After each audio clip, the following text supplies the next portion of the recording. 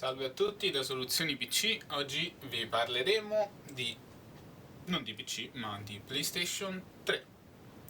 Questa è la nuova versione che è in commercio ormai da ottobre 2012, lo chassis M, e questa è una soluzione per tutti quelli che avevano una vecchia PlayStation e per vari motivi, molto probabilmente perché si è rotta e ormai è fuori garanzia, hanno dovuto comprare una nuova PlayStation e attualmente in commercio si trovano solamente queste. Quindi qual è il problema di questa PlayStation? È che l'edizione da 12 GB non contiene il carrello per l'hard disk interno. Quindi, una volta acquistata la PlayStation, voi dovrete anche acquistare il carrello per aggiungere il vostro vecchio hard disk della vostra vecchia PlayStation, che sono all'incirca 12 euro, che non sono pochi per un pezzo di ferro.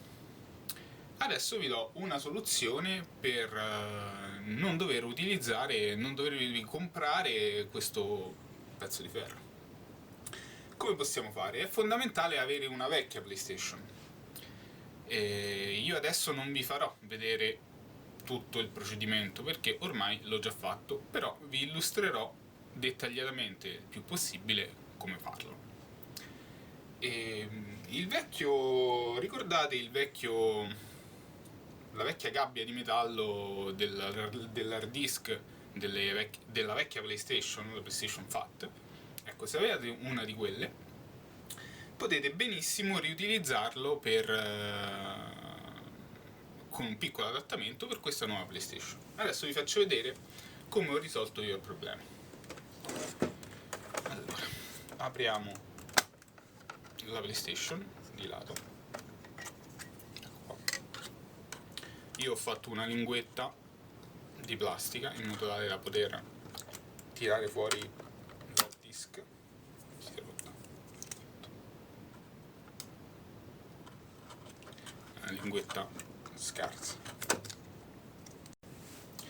Eccolo, finalmente abbiamo ricreato la linguetta e possiamo adesso estrarre l'hard disk. Allora, come potete vedere, a parte la linguetta con lo scotch, questo è la gabbia della PlayStation Fat riadattata. Vi faccio vedere i punti che sono, diciamo, fondamentali per riadattare la gabbia. Allora, qui sul lato, perché si estraeva così l'hard disk sulla PlayStation Fat, c'era questa linguetta lunga che va assolutamente piegata. La mia idea è stata quella con delle pinze di piegarla verso l'esterno. Potete anche tagliarla, però è consigliabile invece piegarla perché una volta inserita la gabbia, questa farà spessore, quindi terrà più saldo l'hard disk all'interno della PlayStation. Ho tolto il piruletto per estrarla, e l'altra modifica che ho fatto è quella sotto. All'interno del vano, che adesso non si vede, c'è comunque un rialzo in ferro che va a battere sulla gabbia, quindi vi impedirà di inserirlo all'interno.